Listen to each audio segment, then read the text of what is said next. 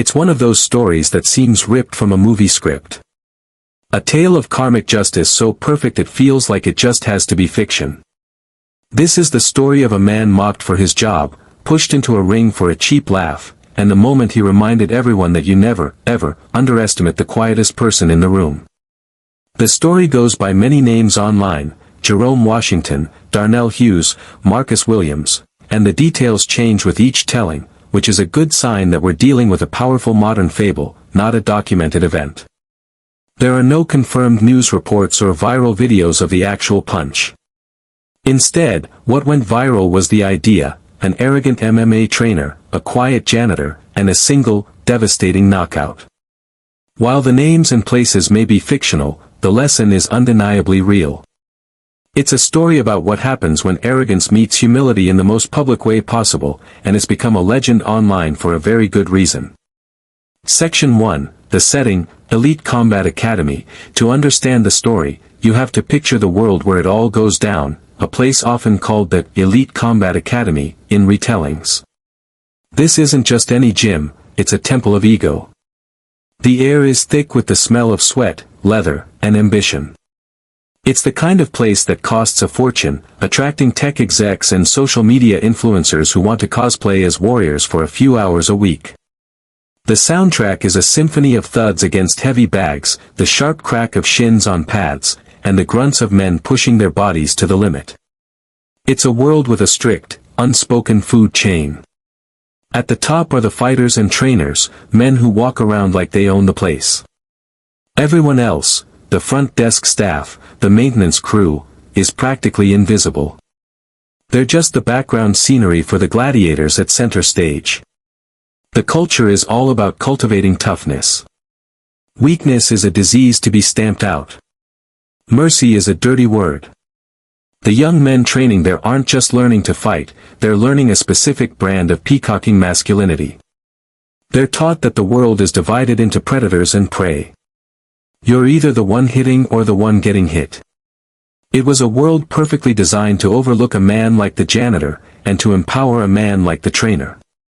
It was only a matter of time before they collided. Section 2, the protagonist, the quiet janitor. Every evening around 6, a man who has perfected the art of being invisible walks through the back doors. In many versions of the story, he's a man in his late 50s named Jerome Washington. He's the gym's janitor. With a slight stoop in his shoulders from a lifetime of hard work, he moves with a quiet, almost spectral grace. He's the silent reset button for the entire operation. He cleans the sweat and sometimes blood from the mats, wipes down the heavy bags, and makes the chrome equipment shine.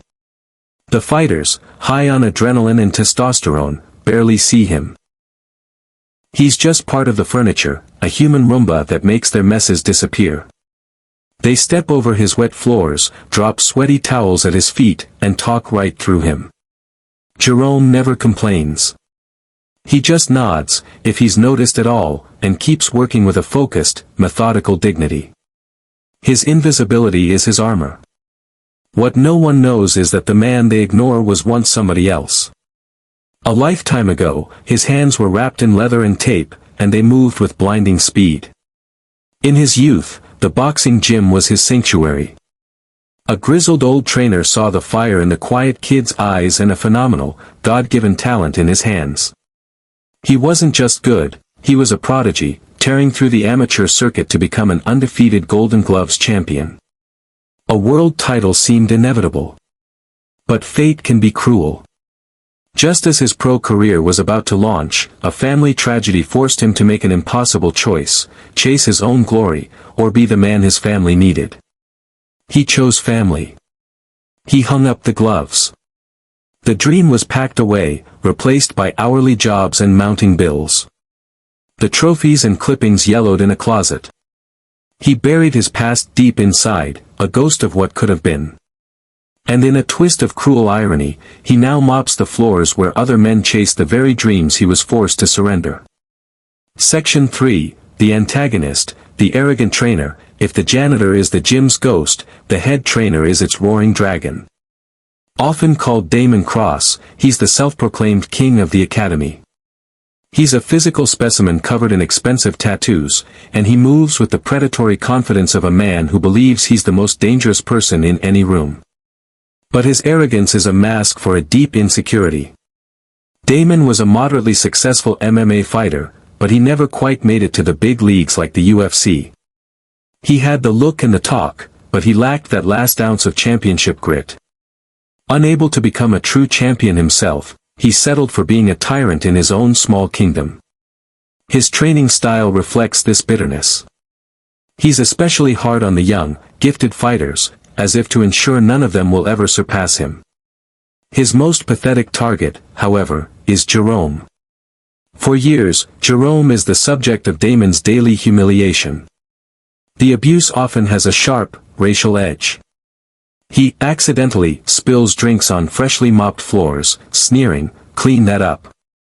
He never uses Jerome's name, preferring condescending nicknames like Old Man or worse. He sees a black man working a menial job and, in his poisoned mind, sees someone less than him.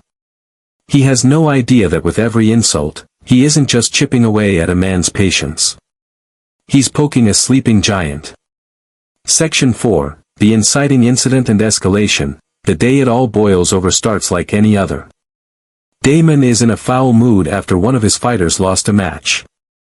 He's prowling the gym floor, looking for someone to take it out on. He finds Jerome, who is quietly wiping down a row of treadmills. "Hey!" Damon's voice booms across the gym, and all activity stops. "I'm talking to you." Jerome turns slowly. "Yes, Mr. Cross."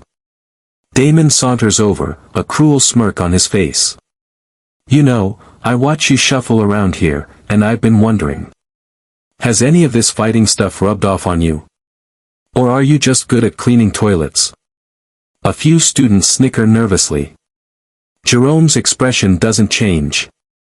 "I'm just here to do my job, sir." The calm, dignified response seems to enrage Damon. He gestures to the main octagon. "Today, your job is to be my new training partner." He kicks a pair of boxing gloves, and they skid to a stop at Jerome's feet. "Put them on, old man. Let's see if you can do anything besides push a mop." The whole gym is watching now. Phones are out, quietly recording. This is going to be a show. Jerome looks at the gloves, then back at Damon's smug face. He shakes his head. "No, thank you, sir. I don't want any trouble." "Trouble?" Damon roars. "This is an opportunity. I'm going to teach you some respect." He gets in Jerome's face, his voice a menacing whisper. "Get in the ring." Then he shoves Jerome. It's not a hard shove, but it's an assault. An act of dominance. And in that moment, something shifts. Jerome looks past Damon at the sea of faces, at their thirst for humiliation. He thinks of the years of swallowed pride, of biting his tongue and walking away. With a sigh that seems to carry the weight of decades, he bends down and picks up the gloves. He runs a thumb over the worn leather, a familiar feeling from a forgotten life. The murmuring in the gym dies. The air crackles. As Jerome methodically straps on the gloves, the shuffling janitor begins to fade, and the shadow of a champion begins to emerge. Section 5, the climax. One punch. The moment Jerome steps into the octagon, the atmosphere changes. The stoop in his shoulders vanishes. He plants his feet on the canvas, finding his center with an instinct that's been dormant for decades. The janitor is gone. A fighter is in his place. Damon, blinded by arrogance, notices nothing. He's in performance mode, bouncing on his feet and throwing lazy, pawing jabs. "Come on, Pops, what you got?" he taunts. "You gonna mop the floor with me?" Jerome doesn't respond. His eyes are calm, his breathing steady. He watches Damon's sloppy footwork, the chin held too high, the wasted energy. He sees a man who looks like a fighter but has forgotten the soul of one. Frustrated by the lack of reaction, Damon decides to end the joke. "All right, old man, lesson's over," he sneers. He lunges, throwing a sloppy, overconfident right hand, a bully's punch designed for a highlight reel knockout. It's the last mistake he'll make that day. For Jerome, time slows down. He sees the punch coming a mile away. He sees the shift in Damon's weight, the dropped left hand, the wide-open invitation. In a single, fluid motion, Jerome pivots. His body coils and uncoils like a spring. His left hand moves with the speed that had once earned him a legendary nickname. It's not a wild swing. It's a short, crisp, perfectly timed counter hook that travels no more than 6 inches. The sound of the impact is a sickening crack that echoes through the now silent gym. For a frozen moment, Damon Cross's body goes rigid. His eyes widen in pure, unadulterated shock. Then, they roll back into his head. He doesn't fall backward. His entire system shuts down at once, and he collapses in a heap, out cold before he even hits the mat. Section 6, The Aftermath and the Moral, Absolute Silence. The phones that were recording are now held motionless, the shocking climax captured. The smirks on the students' faces have dissolved into slack-jawed disbelief. Jerome stands over his fallen tormentor, his chest rising and falling with a single, steady breath. There's no celebration. No triumphant roar. He looks down at the man on the floor with a profound, weary sadness.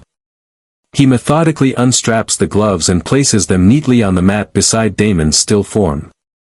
Then he steps out of the octagon, picks up his cleaning rag, and turns to go back to work. That simple act breaks the spell. The silence erupts into frantic whispers. Did you see that? One punch. This is the part of the story that took over the internet. The retelling spread like wildfire, with titles like MMA trainer Bullies Janitor, instantly regrets it. It became more than just a fight story, it was a perfect, self-contained fable of justice. Online commenters and fight fans analyzed the described technique, with many noting that the short, perfectly timed punch wasn't luck, but a lifetime of skill delivered in 1 second. In the legend, the consequences for Damon Cross are catastrophic. The viral humiliation leads to him being fired, his career obliterated. He becomes a meme for arrogance getting its due. For Jerome Washington, everything changes. Job offers pour in, not to clean gyms, but to teach in them. He's no longer Jerome the janitor, he's Mr. Washington, the coach. The ghost has become a legend. Conclusion: though there's no evidence that Jerome Washington and Damon Cross are real people, their story has become a powerful modern fable for a reason. It has been told and retold across countless platforms because its message resonates with a fundamental truth. It reminds us that heroes can be found in the most unlikely of places and that true strength is often quiet and unassuming. The moral is clear: never judge a person by their job, their age, or the uniform they wear. Respect is the one currency you cannot demand, it must be earned. The trainer in the story learned that lesson while staring up at the ceiling lights. The rest of us can learn it just by listening to the tale.